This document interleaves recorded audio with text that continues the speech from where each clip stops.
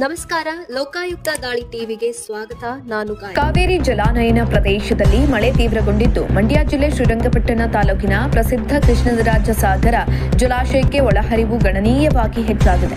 Dam ನೀರಿನ ಮಟ್ಟ ಶೀಘ್ರದಲ್ಲಿ 100 ಅಡಿ ತಲುಪುವತ್ತ ಧಾವಿಸ್ತಾ ಇದ್ದು, ಕಾವೇರಿ ನೀರಿಗಾಗಿ ನಡೆಯುತ್ತಿದ್ದ ಹೋರಾಟಗಳಿಗೆ ಪ್ರಕೃತಿಯೇ ತಾತ್ಕಾಲಿಕ ಬ್ರೇಕ್ ಹಾಕಿದಂತಾಗಿದೆ. ಮಳೆ ಬಿರುಸುಗೊಂಡ ಹಿನ್ನೆಲೆಯಲ್ಲಿ ಜಲಾಶಯಕ್ಕೆ ಅಪಾರ ಪ್ರಮಾಣದ ನೀರು ಹರಿದು ಬರ್ತಾ ಇದೆ. ಕೇವಲ 2 ದಿನಗಳ ಹಿಂದೆ 92 ಅಡಿಯಷ್ಟಿದ್ದ ನೀರಿನ ಮಟ್ಟ ಇದೀಗ ಭರಪೂರ ಒಳಹರಿವಿನಿಂದಾಗಿ 97 ಅಡಿಗೆ ಏರಿಕೆಯಾಗಿದೆ. ಮೊನ್ನೆ ಡ್ಯಾಂನಲ್ಲಿ 17 ಟಿಎಂಸಿ ಇದ್ದ ನೀರಿನ ಸಂಗ್ರಹ ಪ್ರಸ್ತುತ 20.477 ಟಿಎಂಸಿಗೆ ಹೆಚ್ಚಳವಾಗಿದ್ದು, ಇದೇ ರೀತಿ ಮಳೆ ಆರ್ಭಟ ಮುಂದುವರೆದರೆ ಇನ್ನು ಕೆಲವೇ ದಿನಗಳಲ್ಲಿ ಕೆಆರ್ಎಸ್ ಜಲಾಶಯ ಸಂಪೂರ್ಣ ಭರ್ತಿಯಾಗುವ ಸಾಧ್ಯತೆ ಇದೆ. ಇನ್ನೊಂದೆಡೆ ಕಬಿನಿ ಜಲಾಶಯ ಈಗಾಗಲೇ ಸಂಪೂರ್ಣವಾಗಿ ಭರ್ತಿಯಾಗಿದೆ.